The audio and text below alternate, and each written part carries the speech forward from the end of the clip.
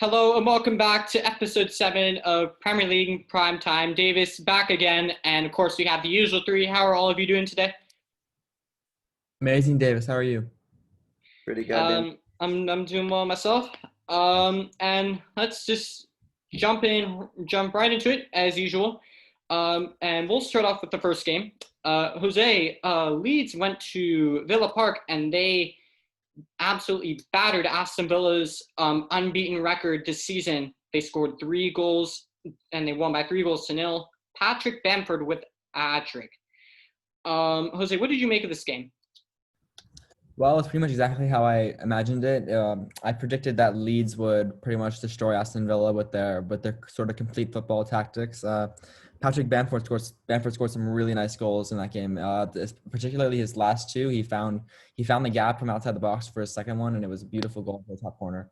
And in the third one, it was even better because he was basically surrounded by like 3 defenders, and then he found a way to manage to get a shot into the far corner, like through all of them. So it's pretty amazing. I think he's a top class striker right now in the Premier League. Yeah, and since last season, he's been impressive even in the championship, and he's had a very good season this year.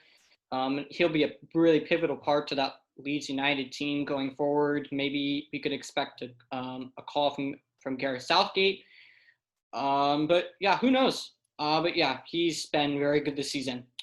Going into the next game, and Jose, staying with you, Manchester City went to West Ham and they drew 1-1. Mikel Antonio scoring for West Ham. I think it was an overhead kick, spectacular goal. And of course, Phil Foden for Manchester City in the second half. What did you make of that game?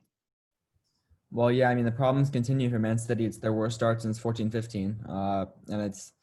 To me, it just shows that they really haven't progressed since then. Obviously they've won a lot, but they've just gone back to the way they were before Guardiola even signed for them. It was a stunning goal by Mikel Antonio. I'm not going to take anything away from that. And it was a good goal from Phil Foden as well to find the near post. But the problems continue for City. They need to figure out how to deal with these teams that sit back and just counter them.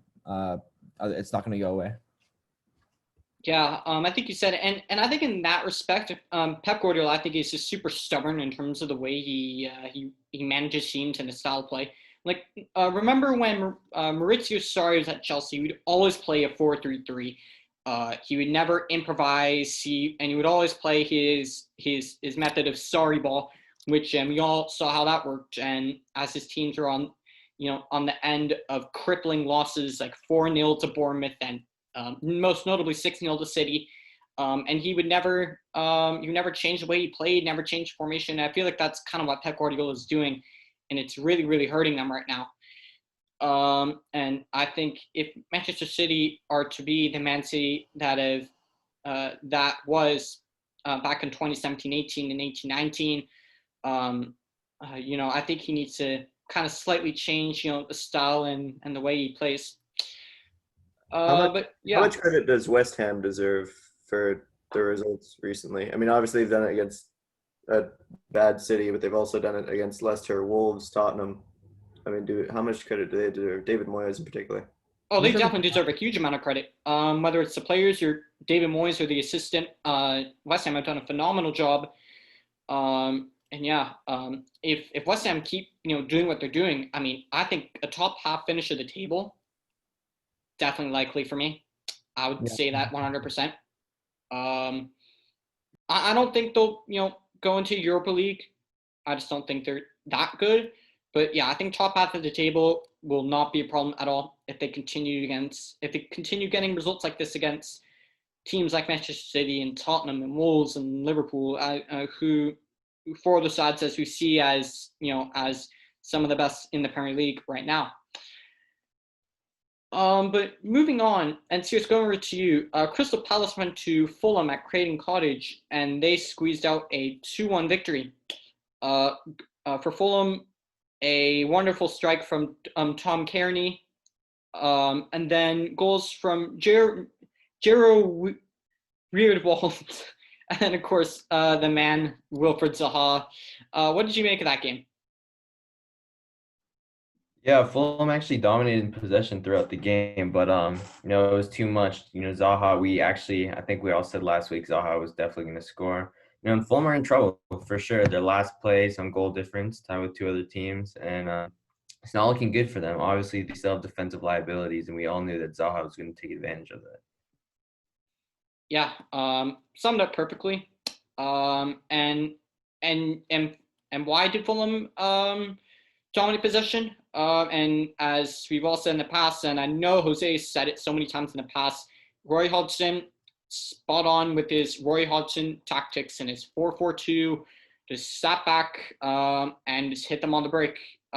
Would you say, Jose, that Crystal Palace perfected that against Fulham?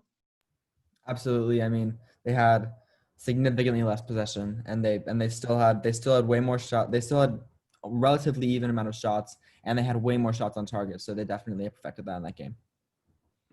Yeah, Crystal Palace did very well and so far this season, I mean, they are literally on, just hitting teams on the break. That's what they do for a living. And you think about some of the other teams that do it in the Premier League, Tottenham, Manchester United, both of those teams. Not really teams that you'd really see playing on the front foot that often or really finding much success that often. Isn't it kind of crazy to see how Crystal Palace, with far less quality and far less money invested into that squad, are able to get so far most of those results hitting teams on the break? Anyone can give their input on that. It's just something I wanted to mention.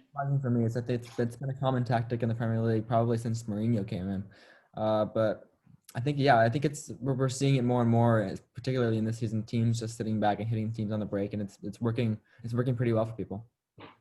Yeah, it seems like as long as it keeps getting results for a lot of teams, then we're going to keep seeing it. I mean, we're seeing, I think, and both in the United and Arsenal game, teams that both play good football. I mean, they haven't played that great of teams, but they've sat back completely. They've had everybody defending, everybody getting behind the ball, and then in attack, they've had as many players as they can get going forward. It's just there's not much separation. It's just either everyone's forward, everyone's back. So it seems like we're going to keep seeing that.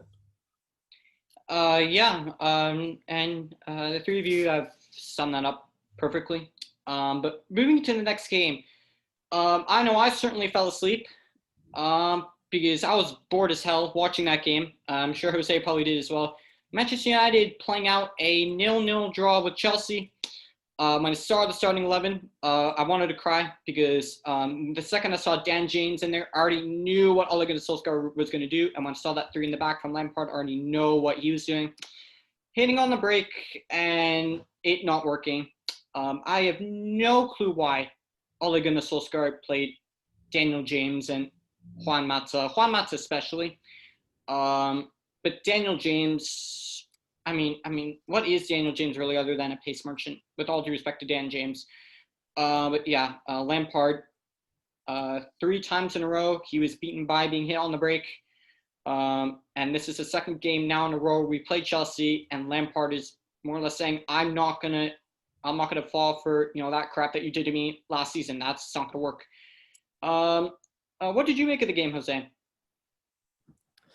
Well, I was certainly bored for most of the game, but then as it just got on, I was getting more and more pissed at Chelsea for they basically just sat back for the last quarter of the game. They just sat back in their own half and let us attack them, and just they didn't even go for the game, which is pissing me off a bit. But I mean, I guess it's fair that we didn't get a result because Ole put out frankly a stupid lineup. We could have played a much better lineup with Pogba, Van de Beek. I feel so sorry for him. Anyone other than Daniel James or Juan Mata. Juan Mata's good, but not against. I wouldn't play him against a big team. No, yeah, you summed it up perfectly. For me, Juan Mata, like against the Newcastles and the West Broms and the Fulhams, I think he's an excellent player to have because he's the perfect kind of player you need. Just to, just those techie kind of players to open up those defenses. I think that someone like a Juan Mata is a very good player to have. We saw it against Newcastle. He was very good in that game. But again, I have absolutely no clue why he played against Chelsea. And Daniel James, I mean, how much longer is Solskjaer going to persist with Daniel James? For For me going into this season, people gave Daniel James a lot of stick. I was the one that stuck up for him and said, look, he ran into the ground last season. Maybe this is the break that he needed, but in this season it's going to be a huge one for Daniel James. And so far, is Daniel James even a Premier League player? I mean, you guys can give your input you guys can give your input, but is Daniel James even a Premier League player? And if you were, what team would he fit into? Not right now. He certainly doesn't have the intelligence of a Premier League player. He looks like somebody who should be playing in League Two right now. What about you, Andre and Cyrus? What do you think? I think when I still remember the Dan James when he first came and he was smashing them top bins. So he clearly has quality. That's something we should not forget. Yeah, and I've said it as well. He has the ability, just not at the moment. Not showing it. Maybe his confidence is low because as you two have said, for all the criticism Dan James gets, let's not forget for the entire month of August and even the early part of September, he was smashing goals in left, right, and center. This guy was pivotal to our success going forward. This guy was huge when Rashford and Martial weren't really performing. It was Dan James saving us time and time again. So he's shown that he can do it, but I just really, for top 6 club on a consistent basis, I just don't really think so. No, I think it's just a matter of him really being able to find the proper headspace to keep consistency. It's been a clear issue for him. I'm not sure if we're going to see it for a while. Maybe a loan move would do him well. I don't know, but I think it's just a matter of finding his headspace. I'm not going to go as far as say League Two player, even if that's a joke. But I still believe in Dan James. There you have it. And also one thing, I really want to see Van de Beek play. I have no idea why Ole Gunnar Solskjaer hasn't started Van de Beek in at least one game this season. I was expecting him to start in the Chelsea game and the Newcastle game, maybe the PSG game, but this week in the Champions League against German side RB Leipzig, I think he will play him. He said to not worry and that Donny will get his games. And hopefully Ole will live up to what he says. Sky Sports made the point that Van de Beek, in order to get a spot, has to compete with Fernandes. I personally I don't agree with that. I think they can play together, but what do you guys think? I don't agree with that. He definitely can play in that too. We've seen it with Ajax, with that 4-2-3-1 formation. I don't think you can have a combo of Pogba and Van de Beek, but I think you could do a Van de Beek and Fred, a Van de Beek and McTominay, a Van de Beek and Matic. For me, I would do Van de Beek and Fred. I think Fred, aka the new Casemiro, aka Fredinho, he's just done so well since Newcastle, and even against Chelsea, he was one of our better players. But yeah.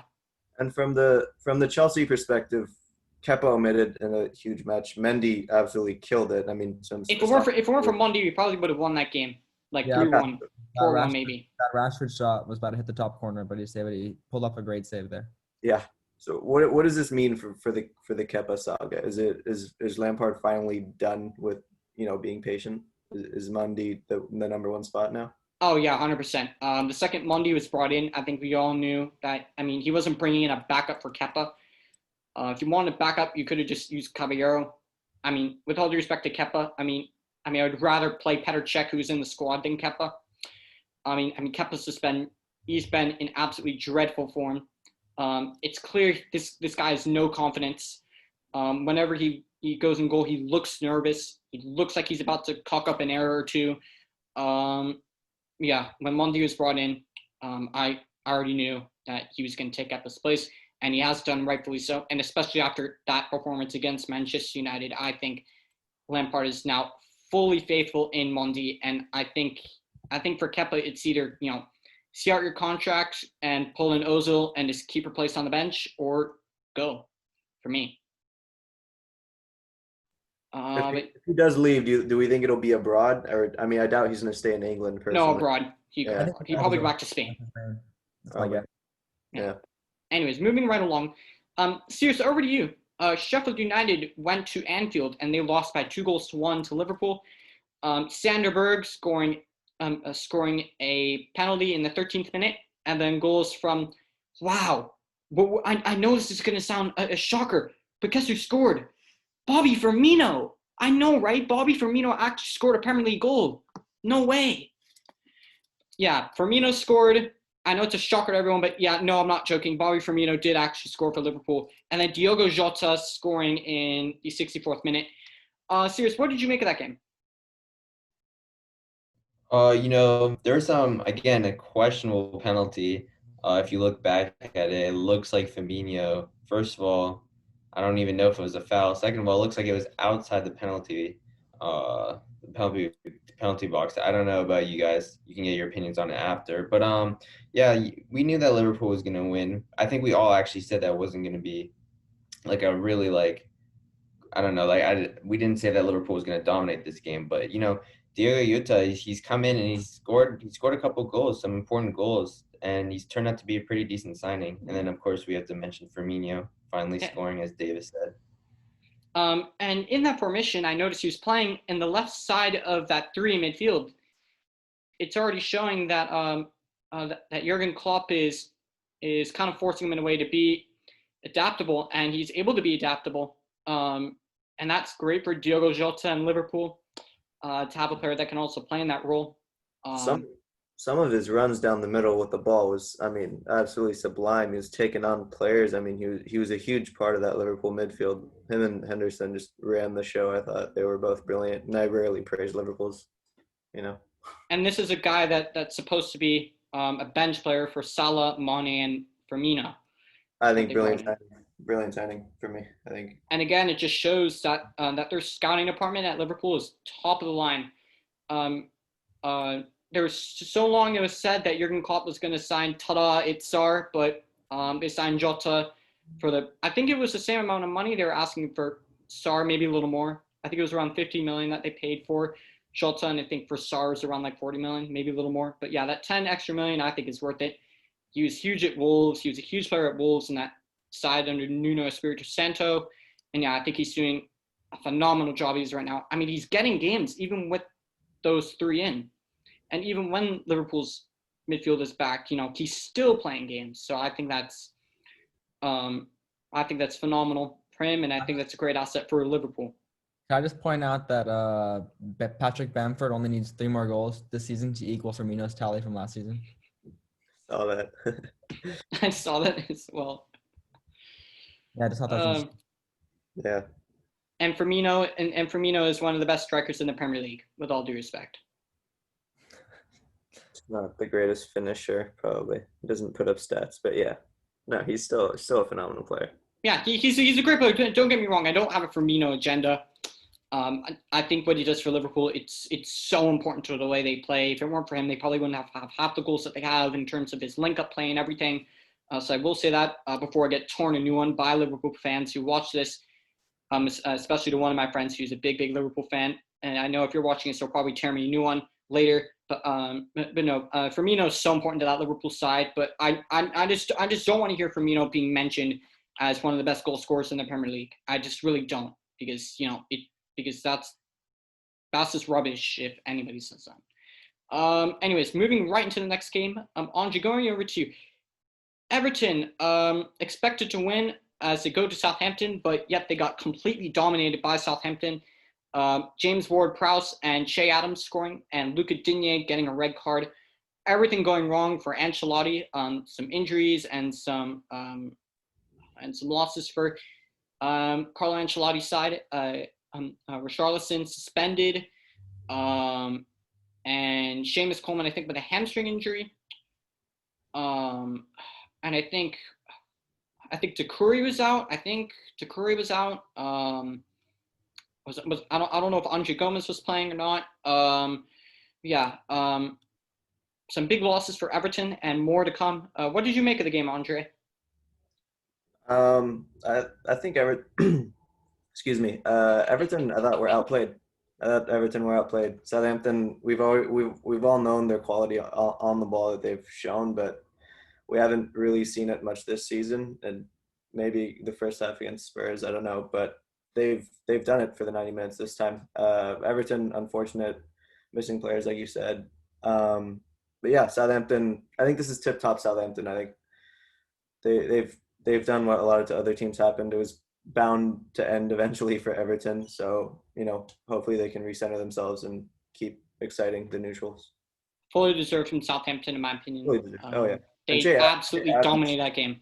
When I was watching that game, I really couldn't remember I really couldn't remember that many times that Everton were in on goal. I really couldn't remember that many times.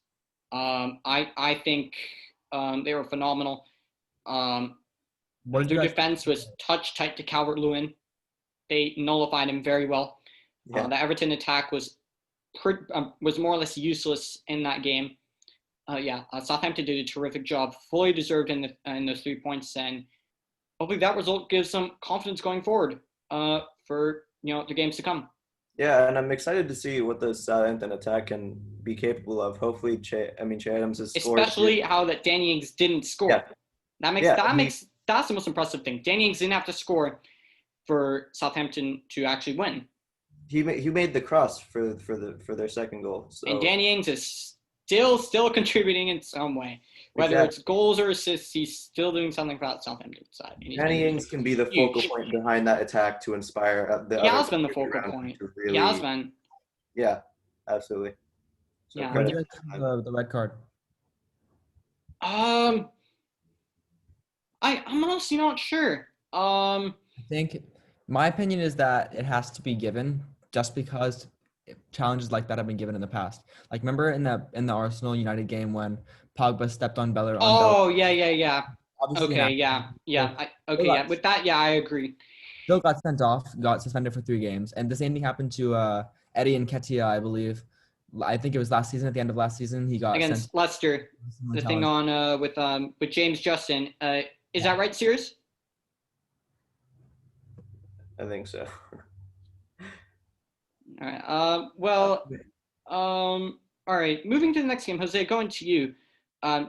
Newcastle went to Wolves and they drew 1-1. Raul Jimenez, not a surprise. He scored to make it 1-0, and then Jacob Murphy in the 89th minute off of a free kick. Right at Patricia's near post, and that went in. The game finished 1-1. What did you make of the game? Well, it was certainly the close game we were all predicting it to be. I think it's the 8th win in 11 games. So, or it's the eighth draw in 11 games between the two sides, and it pretty much happened as we all expected it. It was the brilliant free kick from Murphy to equalize, and it was a brilliant goal from Raul Jimenez to score for Wolves. It was mainly Wolves were on the attack in this game, and Newcastle were on the defense, but it was very close. It was very close. Yeah, I think what you said was spot on. For me personally, I think Newcastle were excellent just in the way they responded right after Raul Jimenez scored that goal. They definitely looked forward, some of their changes and whatnot. And I just think their mentality switch was tremendous. And that's a huge result for them going forward. Disappointing for Wolves yet again, as their season so far just really has been a disappointment overall from Wolves. They definitely, this Wolves side just for me just is not even a half as good as they were last season. Maybe not even a third as they were good as when Wolves first arrived in the Premier League. I think that's what we can take away from that game. And Cyrus, over to you. The Mikel Arteta's masterclass that we were expecting from Arsenal, unfortunately, did not happen as Leicester ran away with a 1-0 victory and Jamie Vardy off the bench returning from injury, grabbing himself a goal. What did you make of that unfortunate loss for Mikel Arteta's men? Yeah, it was a super frustrating loss, to be honest. 20 minutes. They dominated the first half too. I thought it was over. First 20 minutes, I thought we were going to comfortably win this. Lacazette scored, Bar rolled it out. Xhaka was in front of the goalie, so I understand that. But, it's just super frustrating. We have no – I know, like, all the fans want Ozil this, but he wasn't really doing anything when we did have him. We just need creativity from other players. What I personally think is I think Aubameyang needs to play striker. I think I think that's his main position. That's where he plays. I know he's been successful in winger, but I think that's where he needs to play. In terms of the midfield, I think Partey, it's his first couple games. He just has to integrate with Ceballos and Oh yeah, whoever's there. Jacques. definitely. Yes, but yeah, Yeah. Partey shouldn't get that much fault for it. It's his No, first Premier he League was game. fine. He was fine. But it was a big loss, I have to say, when David Luiz came out. He sprang the ball well, giving us opportunities, and then the savior himself, Mustafi, came in and just got completely destroyed everywhere. I knew it was over when Jamie Vardy came in and it was 0-0, honestly. Yeah, I know how much Arsenal fans have loved Mustafi, especially since season before that. But I think that's just what that just really sums up Shakhtar Mustafi's past 2-3 seasons at Arsenal. He's just not good enough. But I mean, I think it's really unfortunate, especially for Gabriel. He's been immense all season, and with all due respect to Mustafi, I mean, when he saw David Luiz go off and he saw Mustafi come in, he's probably thinking to himself, oh no. And then he sees Vardy come on, and he's probably thinking to himself, oh crap, here you go. Again, with all due respect to Shakhtar Mustafi, I felt very sorry for Gabriel. Because he has been immense, and Gabriel he did not deserve that whatsoever. I thought Arsenal's attack, did what they could. Yes, they didn't finish their chances, but I think it was just really, really unlucky how they lost. But yeah, second half was really disappointing. I was watching the game, and I had no idea how on earth they lost that game, other than defensive mistakes. But I also thought the substitutes were way too late, personally. Pepe, I think it was Nketiah. I know Pepe came on a little earlier, and Nketiah, came on like the 80-something minute. Like, he needs to come on earlier if that's going to happen. Lacazette was getting overpowered all day by Johnny Evans, who's actually turned out to be a pretty center back since leaving. And honestly, Pepe, I know everyone's saying he needs time. I've been saying it, but you have to make a bigger impact than that. He came on, tried to do a couple of moves, and just didn't do anything. Yeah. And speaking of Johnny Evans, people wonder why Johnny Evans was so great. Gotta love Johnny Evans, man. Once a red, always a red for Johnny Evans. So that game ending up being 1-0. I guess Arsenal fans were not partying very hard for Thomas Partey's debuting start for Arsenal. Going into that next game, though, what? Criminal. Absolutely criminal. All right. I felt sorry for the Arsenal fans who weren't able to partay very hard after that game. Anyways, going right into the next game, Andre, over to you. Today, West Brom went to Brighton and they drew 1-1. Jake Livermore with an own goal to give Brighton the lead, and then Carlin Grant scoring for West Brom. What did you make of that game? Boring, I'm guessing? You'd think so, but I watched the game in its entirety. But surprisingly, not at all. I thought going into it, we'd see Brighton dominate and West Brom, scrape by, and it would end up just being nothing going on. But it ended up being the complete opposite. West Brom were incredibly impressive. They were on the front foot the entire match. Really, I mean, I'm sure statistically they probably dominated Brighton. Full credit to West Brom. Brighton incredibly fortunate to come away with it. Matt Ryan pulled off some great saves commanding that defense. But West Brom were really impressive. I was shocked. But, I was definitely surprised at that as well. Yeah. I think it was a miracle how that game didn't end up West Brom winning. As you said, Matt Ryan made some very, very good saves. He was so important because if it weren't for Matt Ryan, I think that that defense would have been all over the place, even with 5 at the back. And I think with that game, yes, West Brom, it was disappointing for them. But I think with this game, maybe they take some confidence going forward, kind of like that Chelsea result. Maybe they take that going forward. Maybe that gives them some confidence going forward. Maybe that result maybe potentially shows why maybe they could just stick around for another season. Who knows? Yeah, who knows? Yeah. And lastly, Andre, sticking with you, your boys pulling up to Burnley, pulling up Turf Moor, scraping a 1-0 win through Heung-min Son. Another classic Jose Park the Bus masterclass, yet again from Tottenham. What did you make of the game? I don't know about the last part, but I was just no. they're on the front foot almost like the whole game. No, box to box match really.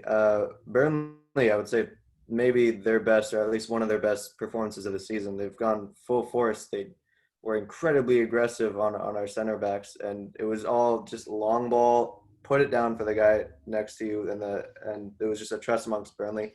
They definitely made it really hard. But in the end, I was happy to see Tottenham come away with it, and you could tell that's the difference from the Tottenham of this year with Mourinho versus prior to Mourinho. The Tottenham I knew before probably would have come back with bruises, and we might have lost, or we would definitely drop points.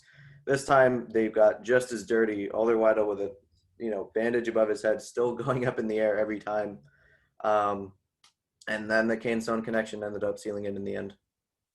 Yeah, that Harry Kane Heung-min Son connection has been deadly. For a while now. And I think this season, I think it's at its best and at its most dangerous. That connection absolutely tore Manchester United's defense, a massive new one. In that game, I had nightmares after that game when I went to sleep that they were haunting my dreams again. Those two are just tearing the Premier League apart, and they have been phenomenal. Especially this season under Jose Mourinho, they have been nothing but phenomenal. And yeah, I expect those two together, along with Gareth Bale. If he's fit, but who knows? It's Gareth Bale. If he's fit, I expect those three to form a pretty formidable duo. I mean trio. My apologies. A pretty formidable trio that will maybe strike fear across the defenses of all the Premier League. I know it definitely will strike fear into the heart of Manchester United for sure. I wouldn't be surprised if they scored another 6 goals. Heung-min Son's the top scorer in the league right now with 8 goals. Kane has played 6. Yeah, he is. I thought it was Dominic Calvert-Lewin. Nope, Son now. And, yeah, look it up.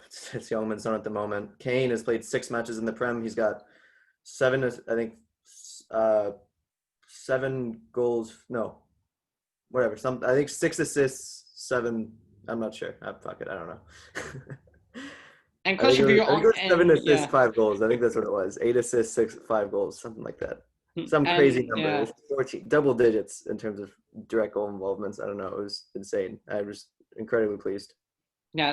And lastly, question for you, Andre. No banter intended here when I ask this. Do you think those two could help Tottenham maybe, just maybe, and I mean just maybe, win a trophy? Maybe, just maybe. Before I get torn a new one, do you think those two could help Tottenham maybe, just maybe, win a trophy of any kind? Of course, I think Audi Cup. Yeah, the Audi Cup maybe. What are you thinking, Andre? Audi Cup, Club World Cup. That's all I'm saying. So I don't think you won't be winning the Club World Cup because I don't think you'll be winning that Champions League anytime soon. Just like Arsenal, I don't think you two will be winning the CL anytime soon. I do think it would be crazy if we don't come away with something this season. No, I think to be non-biased and to be fair to Tottenham, I think they could win something, whether it's an FA Cup maybe, or whether it's a Carabao Cup or Europa League, similar to what we were in 2016-17. If anything, I don't think it will be the Premier League. Absolutely not, no chance. Because I just think everybody's too inconsistent at the moment to really see a definite winner. Yeah. I think Tottenham could maybe win a smaller trophy, maybe Europa League, But I mean, I don't know. I mean, there's some good teams in Europa League. I mean, you got Napoli from Italy. I mean, I know Arsenal's in it. And whether they actually show up or not, you have Leicester. And I know, I know the former Arsenal manager, who I know Cyrus misses very much. He now is in charge of Valencia, Mr. Unai Emery. Good evening. And I know Saigai misses him very much. Isn't that right? No comment. And I guess that no comment will could potentially translate to yes, no, who knows, depending on how Mikel Arteta's does for the rest of the season. All right. Anyways, we're going to go into the second and last segment of our show. Of course, as usual, that is our predictions for match day 7. Going to that first game, Wolves and Crystal Palace. I think this game will be a draw. I think both teams have similar tactics. It will be sit back and hitting each other on the break, and I think it will be just like Man United versus Chelsea. It will be boring. Maybe Zaha scoring for Palace, maybe Jimenez scoring for Wolves, but yeah, both teams will be looking to their main men to be scoring their goals. But yeah, I think it'll be a draw. Cyrus, what are you thinking? I think Wolves can pull away with this one, to be honest. It's going to be a close one, of course. You know how Roy Hodgson plays, but I think with the likes of Raul Jimenez, who's in good form, I think they can pull out a win. Andre, what about you? I think you were spot on, Davis. I put it exactly that. I think draw 1-1, goal for each Zaha and Jimenez. I think that's exactly what's going to happen. And Jose, what about you? I agree completely with you and Andre. I think it's going to be pretty similar to the Newcastle Wolves game, and that the main men will probably score. All right. Next game, Sheffield United against Manchester City. Manchester City have struggled, but I think Manchester City will pull out a win here. I just think, as I've said for a couple of the games in the past, I think the difference in quality will be absolutely massive. There's a real difference to when you look at one team and that has Sergio Aguero, and you look at the other team and it has Ryan Brewster and Ollie McBurney. With all due respect to them, one side is Aguero and Sterling and Mahrez, and the other side has Sanderberg, Ryan Brewster, and Oliver McBurney.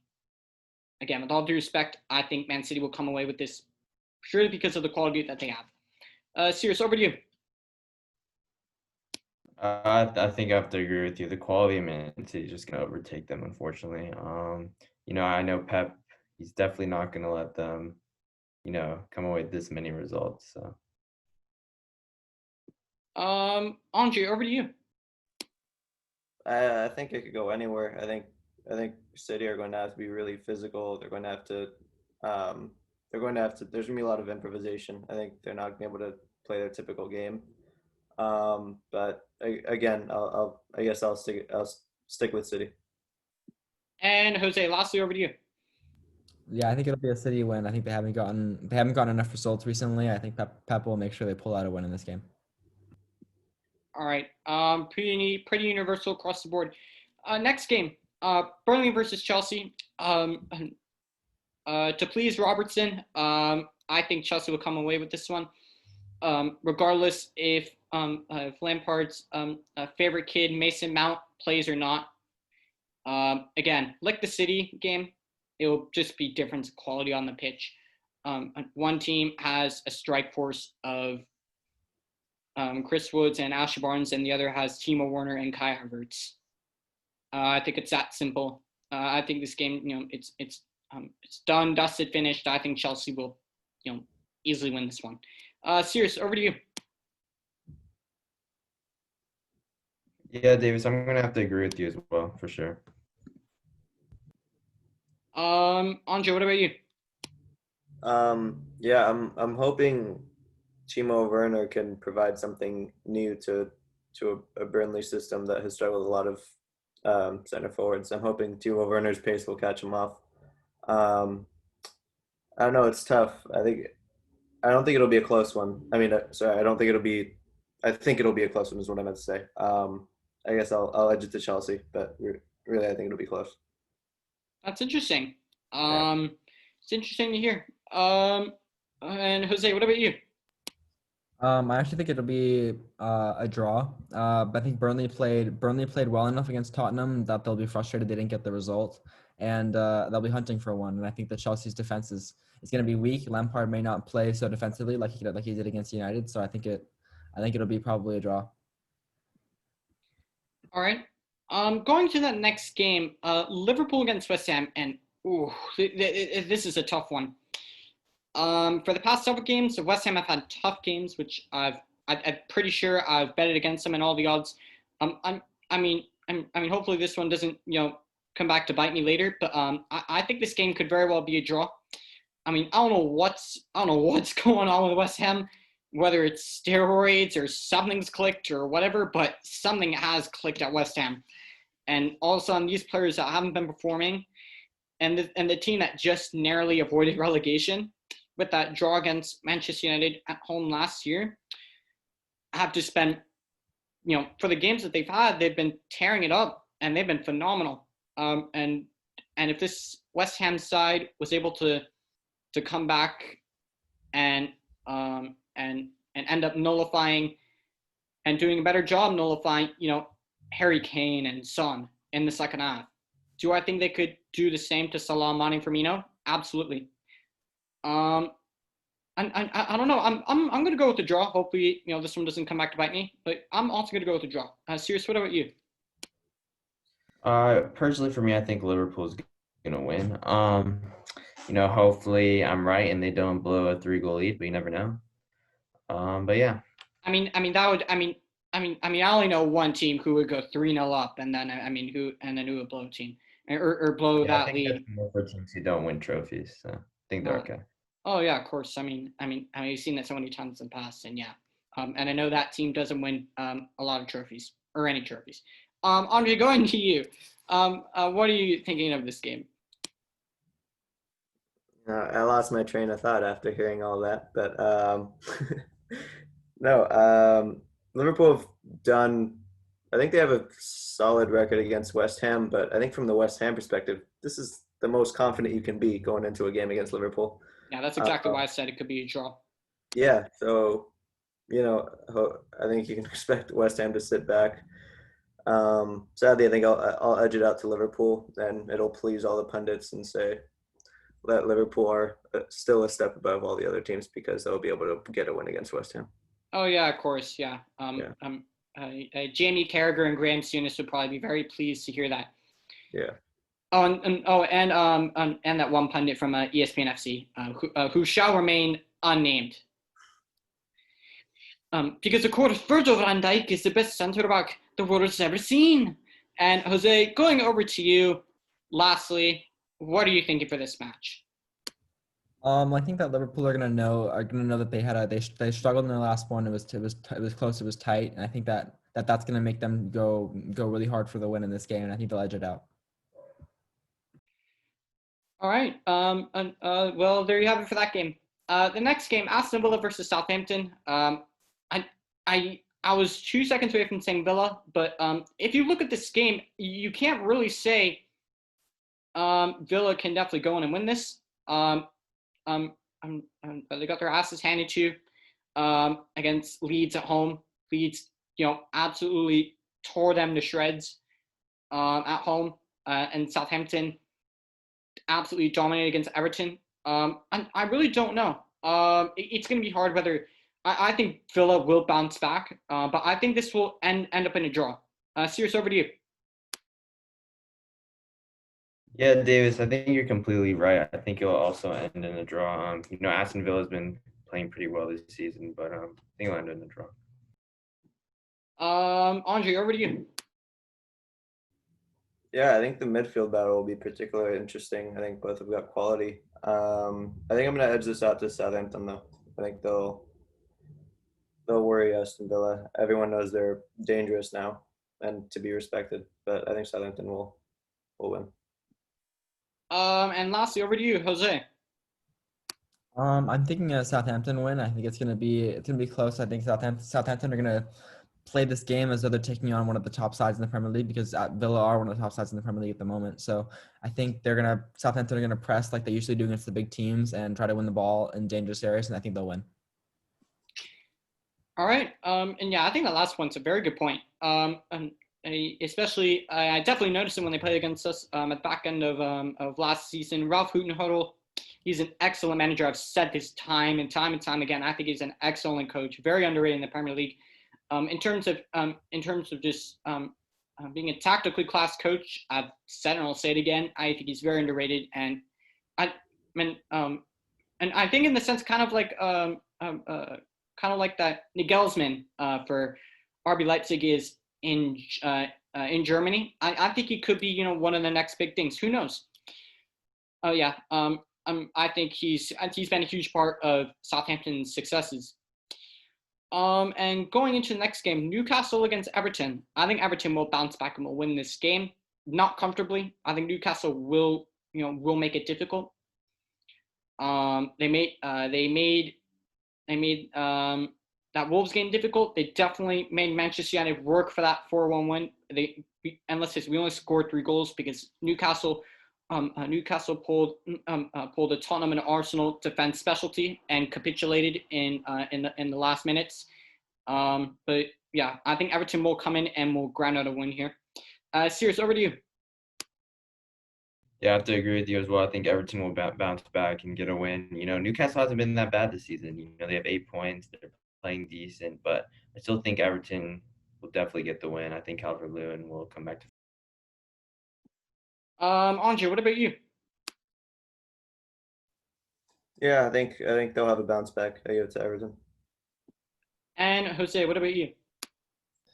Yeah, I think this is the type of game for players like James and Richarlison to flourish on the wings. I think they'll do well, and I think they'll get some goals, and they'll win the game. Yeah, so pretty universal across the board. The next game, probably the biggest game of the weekend. And note to all viewers, there will be, and for the viewers who could be asking this question potentially, yes, there will be an in-depth preview of this game coming out later this week. I will assure that. It is the Jose and Devi versus Cyrus derby. It is Manchester United versus Arsenal, and I think this game will, no doubt whatsoever, end in a draw. I think both teams will try and hit each other on the break. I think Arteta will go back, Artekers. Sorry, I think he will revert to that back to 3 at the back formation. But hopefully that doesn't come back to bite me. But I think this game will end in a draw.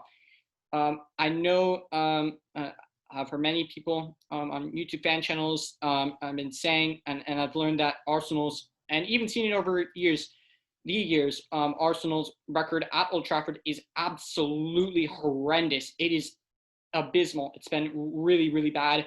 I have no idea when the last ones that they actually beat us at Old Trafford. But I think nonetheless, Arsenal will definitely pose a challenge to Manchester United, especially how United have a midweek game against Leipzig in the Champions League, and we have to keep that game in mind as well. But yeah, I think this game will end up in a draw. Cyrus, what do you think? Yeah, I think you're right. I think it'll end up in a draw. I think the big question mark and the turning point is, is David Luiz going to be healthy enough to play? Will we have to play Mustafi? And in that case, I would actually say Manchester win, but we'll see. I hope it's Mustafi and Kolasinac because I know those are 2 very, very good defenders for Arsenal. Well, hopefully it is a nice little back 3 of Mustafi and especially a little bit of Kolasinac because I'm a big fan of Kolasinac and Mustafi. I love seeing them both play. They're rock solid defenders. And Andre, over to you. What are you thinking? And I know you're a big fan of both of those 2, especially Kolasinac. No, I think it'll depend on the personnel each side puts out. I think it'll have a big impact. I think I was really disappointed by United Chelsea. I thought both sides were just nowhere near good enough. United Arsenal, hopefully both teams will be wanting to step up their game. after dropping points in both their recent matches. So it'll be an interesting one. I guess I'll go draw also. And Jose, lastly, over to you. Do you think this could be a Solskjaer park the bus / masterclass, or do you think Artekers will come and pull out another Artekers masterclass? I think this is our match to win. I think we can win this one. The last time Arsenal won at Old Trafford was 2006 with Adebayor scoring the only goal in that game. So. And I know Cyrus loves Adebayor. Yeah, I'm sure. But it's been a while. I think I'm pretty confident. I think we can get the win. I think if we try to play on the front foot, it's going to be tough because we won't have Martial up front. But Cavani could play. I think we'll be good if we play on the counterattack. Yeah, I think you summed it perfectly. But I'm actually going to say my prediction is going to be exactly what I said for the Chelsea game. I said with the right personnel, I think Manchester United could start.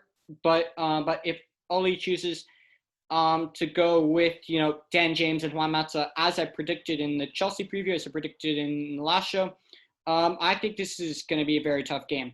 I think regardless of who we start, it's definitely going to be a tough game because with all the banter to Arsenal, with all due respect and with all respect, Arsenal are actually Arsenal will be a challenge. It will not be an easy game. They definitely have quality players, and they had a quality window. I mean, signing Aubameyang to new contracts. They brought in likes of Thomas Partey to completely upgrade their midfield, and they have a lot of quality players. And I think for Manchester United that will be a struggle. And if Ole starts players like Dan James and Juan Mata and does the favoritism thing, I think Arsenal could pull out a win. Who knows? But yeah, I think with the right personnel, I think Manchester United could potentially win. Because thinking about this, assuming we start the right personnel, in terms of the battle in the midfields, I think Manchester United absolutely dominates that battle. But if we do like a McTominay, Matic kind of thing, our midfield is going to get annihilated. But yeah, it just really depends. I think it will be a draw. And the next game, Andre, your boys host Brighton. I think Tottenham will definitely win this one, no doubt about it. If Tottenham continue the way they are playing at the moment, I think Kane and Son will have no trouble banging in some goals past Brighton. I do think Brighton will make it difficult, but I think Tottenham will, at the end of the day, I think they'll be able to cruise past them. Cyrus, what are you saying?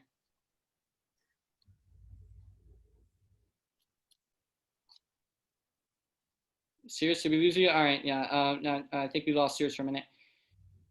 Andre, over to you. Yeah, I think after today, I think we just want to get back out there. I think they're already ready to play the next game. I think we'll be primed and ready against Brighton. I think that they can hurt us on the counter quite potentially. Yeah, we lost Cyrus. Sorry, but for whatever reason, we just lost Cyrus for whatever reason. But yeah, Andre, as you were saying. Yeah, his Wi-Fi wasn't great earlier, he said. Yeah. But yeah, no, I think they can hurt us on the break. I think if we do concede, it'll be off that. Maybe we'll give away a pen. Who knows? But we'll come out. I'm confident we can come out with one.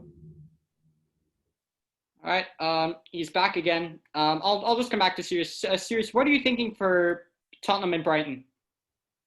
I personally think I don't want to be biased here, but I just think Tottenham's gonna lose. I have to disagree. I'm sorry. Well, I'm just gonna have to agree with myself. All right. And sorry, Jose. No, none of that. And Jose, over to you. What are you thinking? I think it should be a Tottenham win. I think Brighton they're coming off a draw, not too good a result for them in that game. So I think it'll be a Tottenham win. I think it'll be fairly comfortable. All right. Next game, probably the game that Peacock will make us all pay, or make people in England pay, £15 to watch. Woo! Who's excited for a bit of Fulham and West Brom? I know I am. I know I'm going to be pumped up, ready to go on Monday, 9:30 a.m. saying, woo! I cannot wait to watch Fulham and West Brom. Who else is pumped up for Fulham and West Brom? I know hell knows I'm not, because that's probably going to be boring as hell. With all due respect to both teams. I'm pretty excited actually. I'm gonna watch it. Well, I'm not sure. And am definitely not as excited as Sagai maybe, whether he is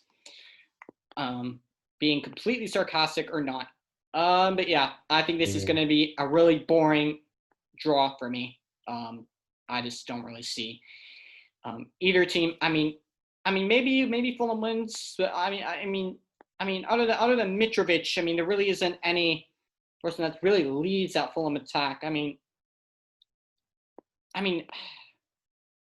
it's a tough one, isn't it? I actually think Fulham will just squeeze out a win. Maybe I think Mitrovic might just get them over the line. Cyrus, what are you thinking? I honestly think the opposite of you. I think it's going to be like a 5-5 thriller. I think both sides can't defend.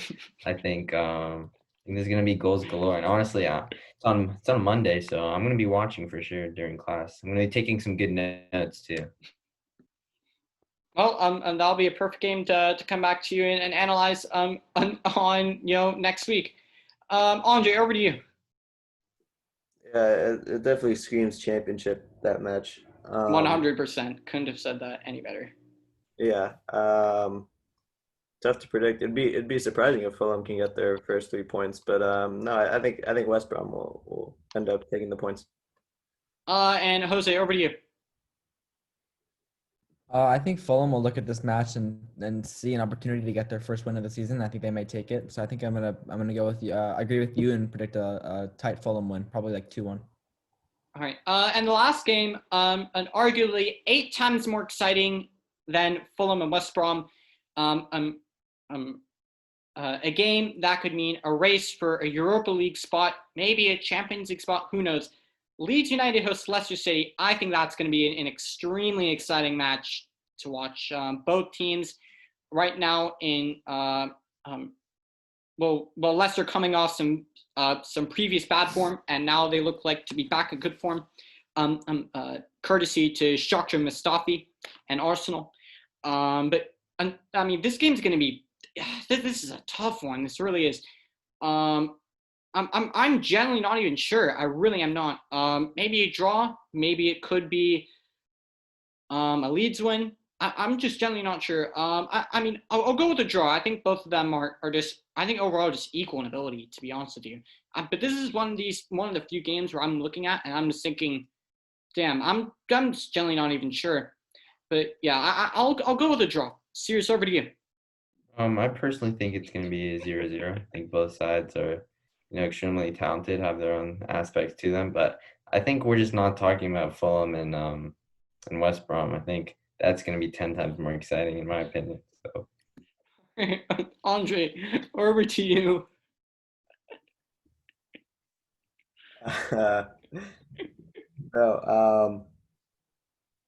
We don't know where this one's gonna go. I don't think I've ever seen these sides play each other. Not even in like cup matches. So it could go anywhere. I'll give it to Leicester. But it could go anywhere. All right, and Jose, lastly, over to you. I think this match could go either way. I think it could be they could try a similar tactic Leicester to what they did last week against Arsenal. Just wait till Jamie Vardy comes on, defend until he comes on, and then counterattack as much as possible in the last few minutes. I'd probably go with like a 1-0 win to Leicester for this game. But the problem is, if that's the tactic that they're going with, Leeds United don't have Shakhtar Mustafi or Kolasinac. So I don't know if it could work. Yeah, I don't know either. It could go either way. We never know. Do Leeds United have their own version of Mustafi or Kolasinac? I don't know. I think they have their own Eric Bailly, to be honest. Bro, don't rip on Eric Bailly, man. I rate Eric Bailly. I've said in the past, Eric Bailly is just a good Phil Jones. He literally is a good Phil Jones. That's what Eric Bailly is. He's not even a Phil Jones because he doesn't play. He doesn't have enough games registered. Yeah. No, he's a good Phil Jones because he's actually a decent player, but he just gets injured all the time. This guy. I think the definition of a good Phil Jones would be holding. Maybe. Not sure. Who knows? He disagrees. No, I'm genuinely not even sure. Not even sure. That was a quote from me this 2 hours ago. Well, it was a quote for me, but I was putting Eric Bailly in the same bracket. as a Rob Holding. I think Eric Bailly is as good as Rob Holding, maybe if not a little better, on pure ability.